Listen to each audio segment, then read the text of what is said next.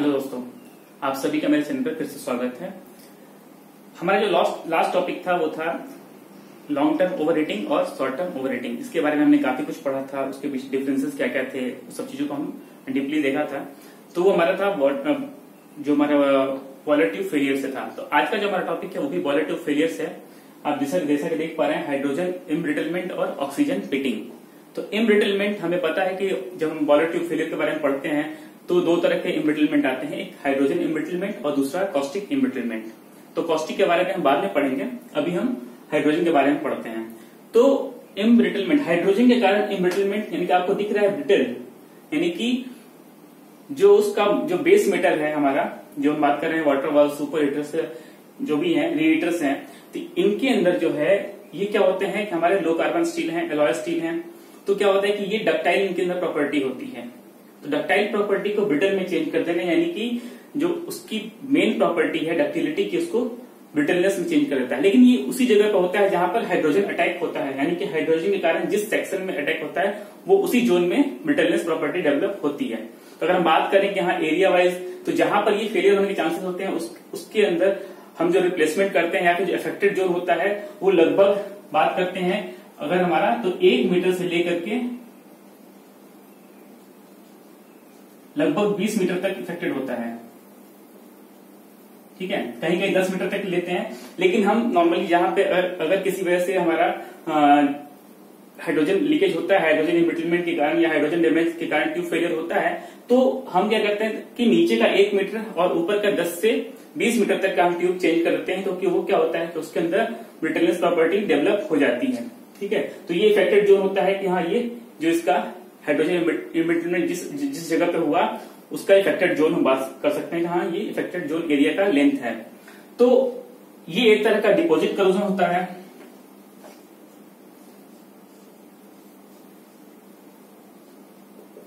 Deposit corrosion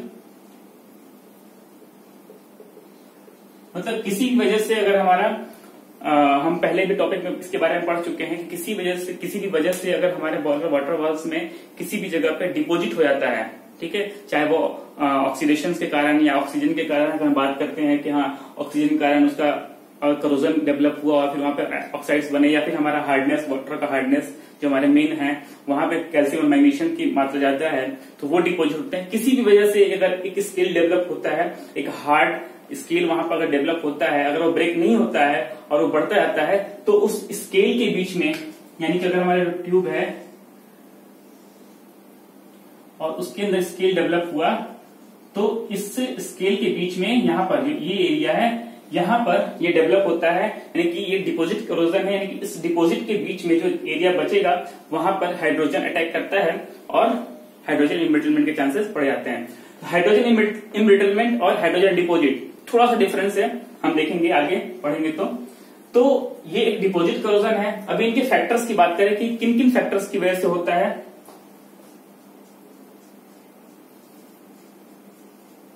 factor में आता है पहला पीएच और दूसरा टेम्परेचर। ठीक है, तो ये दो चीज हैं, यानी कि अगर लोअर पीएच साइड में है, अगर पीएच लोअर साइड में है तो, और दूसरा टेम्परेचर हायर है तो दोनों कंडीशन फेवरेबल कंडीशन, अगर ये दोनों कंडीशन मैच करती है तो हमारा क्या होता है कि हाइड्रोजन इम्ब्रिटलमेंट के चांसेस हो जाते हैं। अभी पीएच लो कैसे होगा? लो पीएच या तो हमने क्या होता है कि आज जो एक्स्ट्रा केमिकल्स हमने जो डीएम प्लांट से आए हैं वो कैरी ओवर हो रहे हैं, या फिर दूसरा होता है कि अगर हमारा कंडेंसर लीकेज है तो वहां से क्लोराइड्स, जो मैग्नीशियम, कैल्शियम क्लोराइड, सल्फेट्स आए, तो वो क्या होते हैं, वो सॉल्ट्स क्या होते हैं, वो एसिड क्रिएट करते हैं। ठीक है, तो वो एसिड फॉर्मेशन जो होगा वो क्या करता है, वो पीएच को लोअर साइड में कर देगा। या फिर अगर हम एसिड क्लीनिंग करते हैं, ठीक है, तो एसिड क्लीनिंग की वजह से भी अगर रेसिडुअल एसिड रह जाता है तो भी वो क्या करता है कि वो लो पीएच डेवलप करता है। यानी कि जिस सेक्शन में अगर एक हम बात कर रहे हैं कि डिपॉजिट हुआ है और यहाँ पर पीएच लो हो जाता है, हम पूरे वाटर की बात नहीं कर रहे हैं, क्योंकि क्या होता है कि जब लोअर साइड में पीएच होता है तो क्या होता है कि इस जगह पर जो जोन बना है वहां पर कंसंट्रेशन धीरे धीरे बढ़ते आता है। तो यहाँ पर अगर कंसंट्रेशन बढ़ रहा है, पीएच लोअर साइड में है, एसिड इकट्ठा हो रहा है, तो वो इस सेक्शन में पीएच लो हो जाएगा। और फिर दूसरा फैक्टर अगर है टेम्परेचर मतलब कि जो वो एरिया जहां पे हायर टेम्परेचर होता है। अगर हम बात करें कि टेम्परेचर कहाँ कहाँ कैसे कैसे होगा, तो जो जहां पे फायरिंग जोन है, अगर हम बात करते हैं वहां पर, तो फायरिंग जोन पे या फिर हमारा अगर बर्नर टिल्ट हो गया है और वहां पर ओवर हीट हो रहा है और अनफॉर्चुनेटली वहां पर डिपोजिट है और इस तरह का फॉर्मेशन होता है, वहां पर हाइड्रोजन इम्ब्रिटलमेंट के चांसेस बढ़ जाते हैं। ठीक है, तो ये दो फैक्टर हुए हैं कि पीएच एंड टेम्परेचर। ठीक है, टेम्परेचर का एक और फिनोमिना आता है हाइड्रोजन इम्ब्रिटलमेंट में। अभी हम जब रिएक्शन को देखेंगे तो वहां पे हम बताएंगे कि टेम्परेचर के रिवर्सिबल होने पे, मतलब अगर टेम्परेचर किस रेंज में रिवर्स होता है, क्योंकि ये क्या है, ऐसा रिएक्शन है जो टेम्परेचर के साथ वेरी करता रहता है। अभी हम इसके ऊपर आएंगे आगे। ठीक है, तो ये हमारा फैक्टर्स हुआ है। एरिया, हमने एरिया की बात करें तो एरिया जो हायर टेम्परेचर वाला एरिया है, पहली बात हमने टेम्परेचर कंसिडर किया, तो हाई टेम्परेचर एरिया यानी कि हमारा जो बर्नर एरिया है, फायरिंग एरिया है, वहां पर। दूसरा क्या हो सकता है,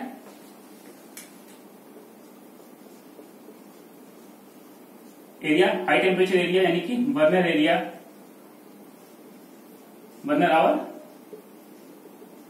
फायरिंग एरिया। ठीक है, और दूसरा क्या हो सकता है, नॉचेस, यानी कि कहीं पर ऐसे नॉचेस बने हुए हैं जो दोनों को वेल्डिंग किया गया है, तो भी नॉचेस में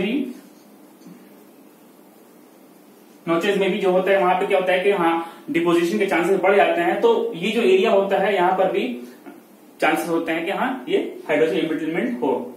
तीसरा अगर हम बात करें, जो हम बात करें कि हाँ मेन क्या रीजन होता है हाइड्रोजन इम्ब्रिटलमेंट का, जैसा कि आप देख पा रहे हैं ये डायग्राम है, और भी डायग्राम आपको देखने को मिलेंगे।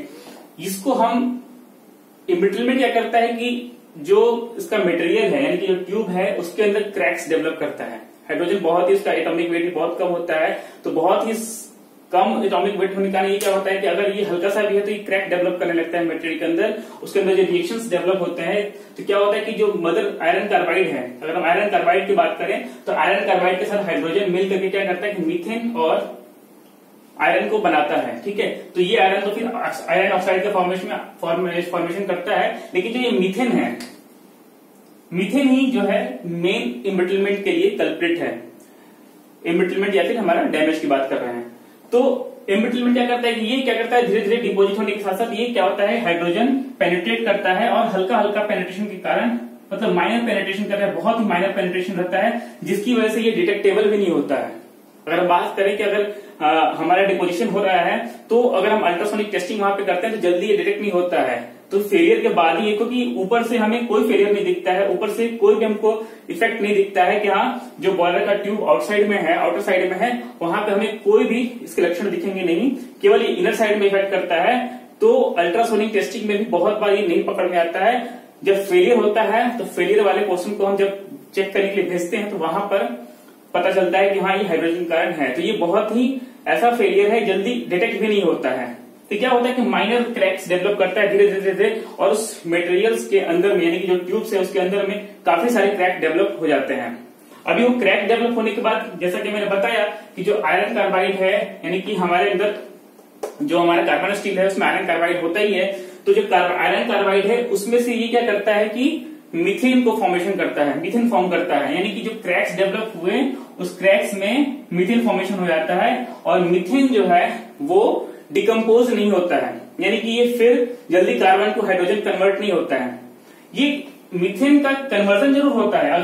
अगर ये बात करें टेम्परेचर की बात करें कि 600 डिग्री सेंटीग्रेड टेम्परेचर की बात करें कि 600 डिग्री टेम्परेचर से ज्यादा अगर होता है टेम्परेचर, तो क्या होता है कि ये प्रोसेस मीथेन टू फिर से हाइड्रोजन कन्वर्जन हो जाएगा। लेकिन हमको पता है कि हमारे वाटर वॉल या फायरिंग जोन में कहीं भी एरिया में जो अंदर का टेम्परेचर है, मेटल का टेम्परेचर, वो 600 डिग्री सेंटीग्रेड नहीं हो पाता है, उससे कम ही होता है। इसलिए क्या होता है, रिएक्शन हमेशा फॉरवर्ड डायरेक्शन में ही रहती है।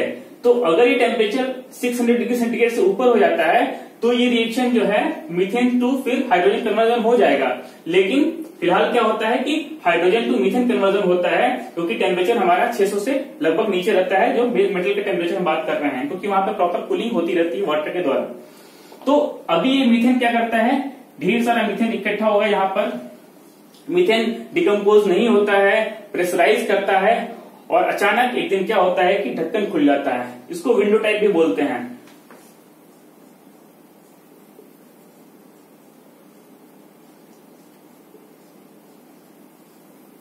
मतलब खिड़की की तरह आप देख पा रहे हैं या तो मटेरियल पूरा निकल जाएगा, वहां से पीस ही निकल जाएगा, एक छोटा सा खिड़की की तरह पीस, या फिर क्या हो जाएगा, 3 तरह से निकलेगा और एक साइड में हल्का सा।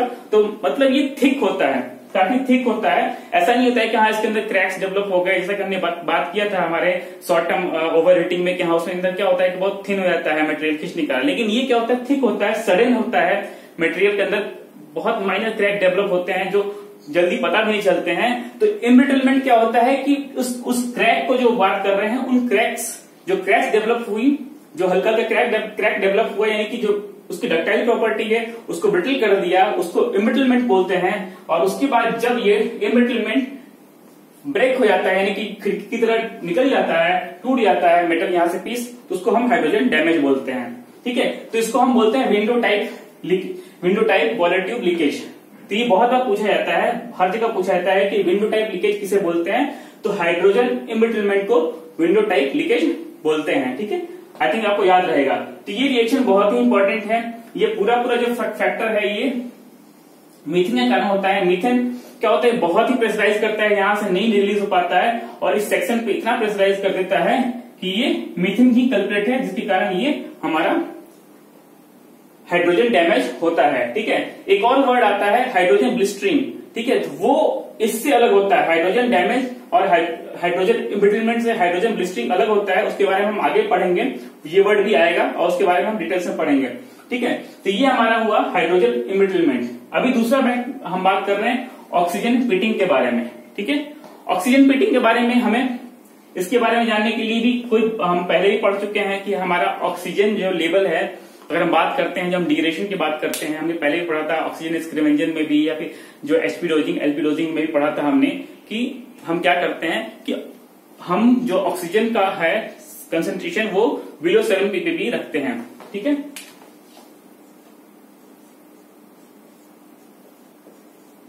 मतलब 7 ppb से कम ऑक्सीजन कंसंट्रेशन हमारा डिग्रेडेटर आउटलेट में होना चाहिए।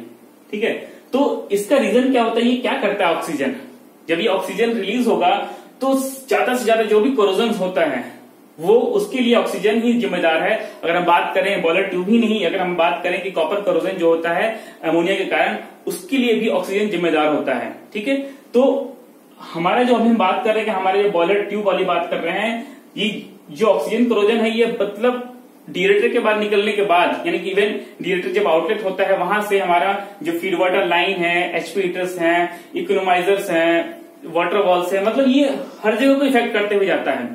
ठीक है, ऐसा नहीं कहा ये छोड़ेगा। सबसे खराब कंडीशन तो होता है कि इकोनोमाइजर को सबसे ज्यादा डैमेज करता है ये। तो अभी क्या करता है कि इसके लिए ऑक्सीजन का जो अटैक होता है उसके लिए 3 चीजें जिम्मेदार हैं। पहला इलेक्ट्रोलाइट, दूसरा ऑक्सीडाइजिंग एजेंट,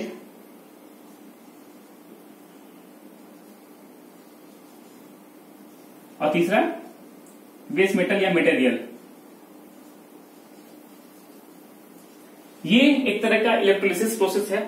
ठीक है, जो ऑक्सीजन अटैक होता है वो पूरा इलेक्ट्रोलिसिस प्रोसेस है। और भी जो काफी सारे जो हमारे कोरोजन होते हैं, जो भी कोरोजन हम बात कर रहे हैं, ये कोरोजन जो रेजिस्टेंस की बात करते हैं, ये ईपीआरआई के अंदर आता है। जो भी कोरोजन का एनालिसिस किया जाता है आपको जल्दी आईबीआर के अंदर नहीं मिलेगा। अगर आपको डिटेल्स में कोरोजन के बारे में पढ़ना है तो आपको ईपीआरआई के बारे में डिटेल्स में जाना पड़ेगा। सारे कोरोजन्स का जो रिकॉर्ड है और मेंटेन करते हैं वो ईपीआरआई मेंटेन करता है। ठीक है, तो हमें इलेक्ट्रोलाइसिस, क्योंकि ये क्या है कि एक तरह का इलेक्ट्रोलिसिस प्रोसेस है, तो इलेक्ट्रोलिसिस प्रोसेस में क्या होता है कि एक जगह से हम क्या करते हैं, सॉल्व करके उसको डिसॉल्व करते हैं। उसके लिए हमको क्या होता है, एक ऑक्सीडाइजिंग एजेंट चाहिए, इलेक्ट्रोलाइट चाहिए और बेस मेटल चाहिए। तो बेस मेटल तो हमारा जो भी है, इकोनोमाइजर का जो ट्यूब्स हुआ, वाटर वॉल ट्यूब हुआ, जो भी ट्यूब्स है।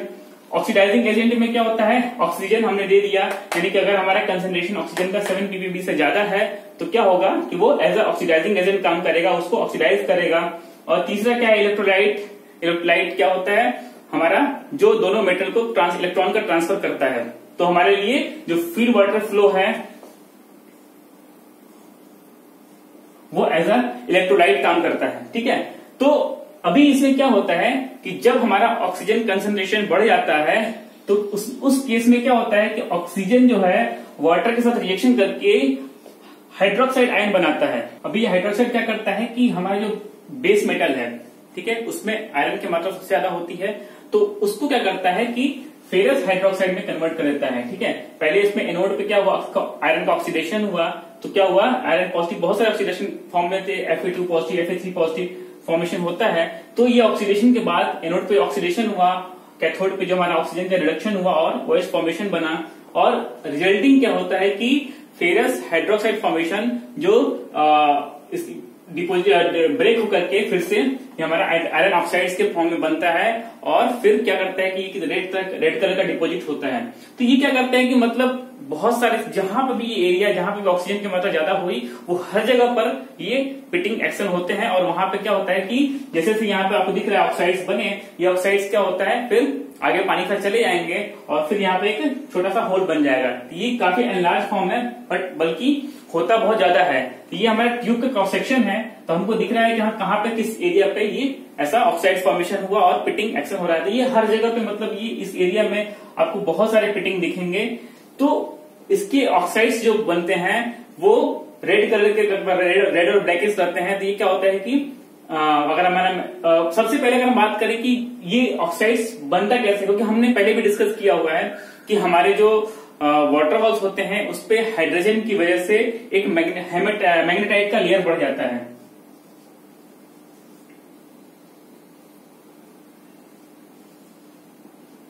मैग्नेटाइट जो होता है वो होता है Fe3O4, ये होता है ब्लैक कलर का, ठीक है।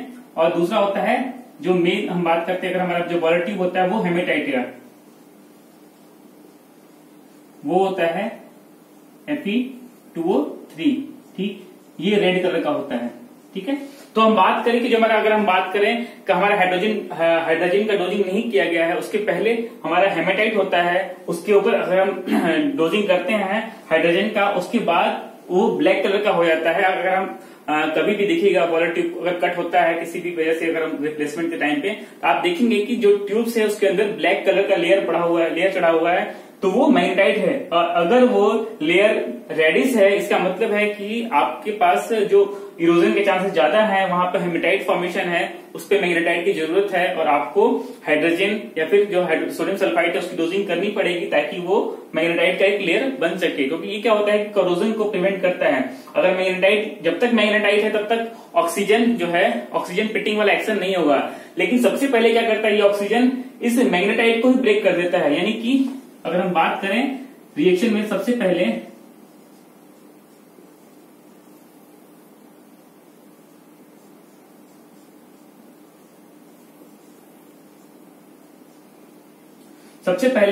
इस मैग्नेटाइट को ब्रेक करता है। उसके बाद क्या होता है कि हेमेटाइट बचता है, और हेमेटाइट को तो वो आराम से ऑक्सीडाइज करके रिएक्शन करता है, और हमारा एक इरोजन वहां पे, करोजन डेवलप होता है। तो ये बहुत ही इंपॉर्टेंट टॉपिक है, एक तरह का इलेक्ट्रोलिसिस प्रोसेस है, कंप्लीट इलेक्ट्रोलिसिस प्रोसेस है, ठीक है। तो हमारा आज का जो टॉपिक था वो हाइड्रोजन इम्ब्रिटलमेंट और ऑक्सीजन पिटिंग कंप्लीट होता है। आगे और भी टॉपिक्स हैं, उसको कवर करते चलेंगे, हम धीरे धीरे पढ़ते चलेंगे। तो प्लीज रिव्यू देना मत भूलिएगा, और कोई भी कंफ्यूजन हो तो मेरे टेलीग्राम पे आप सभी के लिए मोस्ट वेलकम है, आप वहां पर क्वेश्चन कर सकते हैं, ठीक है। वहां पे आपको सभी क्वेश्चंस के आंसर मिलेंगे, और प्लीज चैनल को सब्सक्राइब करना मत भूलिएगा। मिलते हैं अपने नेक्स्ट टॉपिक में। Thank you so much, bye bye.